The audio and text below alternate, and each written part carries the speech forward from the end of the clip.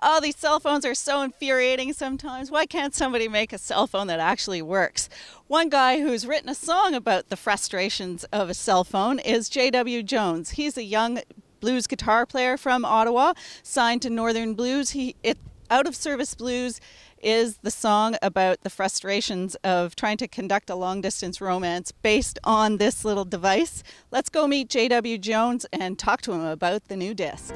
All I need is a message on my cellular phone. I guess I started in 95, 96, somewhere in there, so I guess we're going on 12 years now. So you were, what, 15, 14? 15, 16, yeah. Okay. Yeah. And why guitar? What made you start? Had you played other instruments before? Yeah, I actually started out on drums. I played a track on drums on the last CD, and I really loved playing drums. I even was able to play with some great blues people like Big Jack Johnson and Jumpin' Johnny Stanson, Tony D. And I guess from watching Tony D so much and his drummer, it made me want to, try to play guitar. And plus I saw B.B. King right around the exact same time in 95 here in Ottawa. And when I saw him up there, that was it. I knew, man, I just want to play guitar. Mm-hmm. What was it about B.B. that grabbed you like that? I could really, really see the emotion and see how happy he was playing guitar. I mean, you could see that it made him excited and stuff like that on stage. So just that energy and, I don't know, it just spoke to me. Mm-hmm. You wanted to feel that too. Yeah, exactly, Yeah. exactly. Why blues? Why the connection with blues? Well, again, it's just from seeing Tony. And, I mean, when I started out listening to music and playing drums and stuff like that, I went from everything from the Beach Boys to Led Zeppelin, Jimi Hendrix, Black Sabbath, all the old classic rock bands.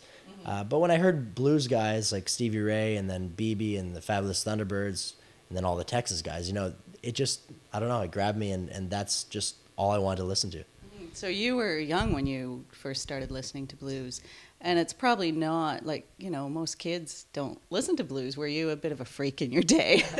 Well, I guess you could say that.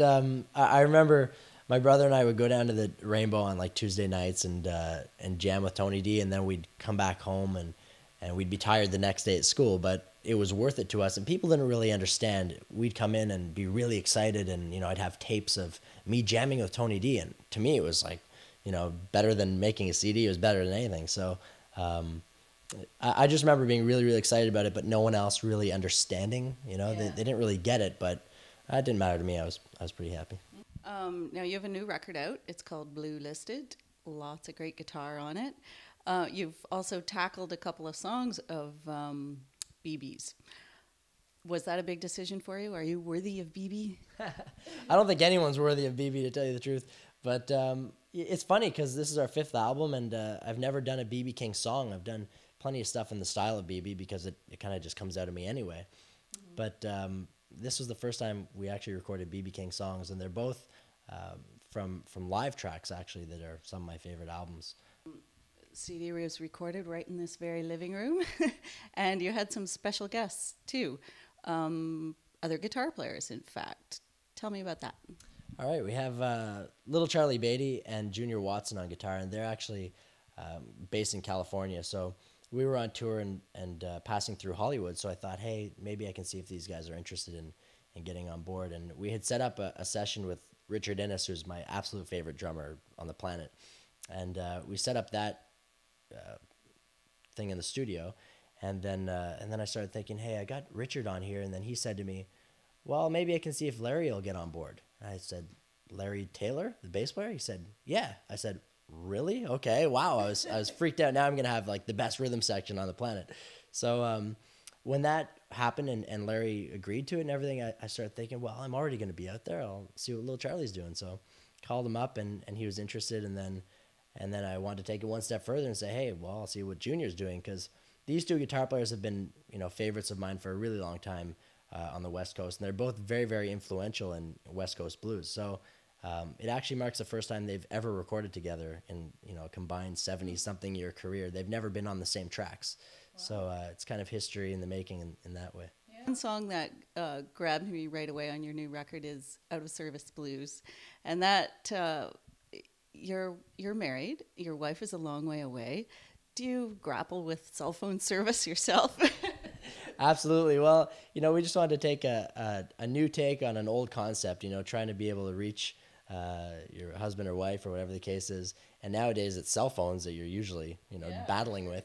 And, just going through different, especially when you're on the road driving, sometimes you go through areas where there's just no cell phone service. So yeah, just did a little take on that. A little bit of frustration there, it sounded like. Exactly. Dan Aykroyd is a high-profile fan of yours, also Kingston person. Tell me how you met him. We were actually in Kingston playing the Limestone City Blues Festival. I guess it was 2000 or 2001, somewhere around there.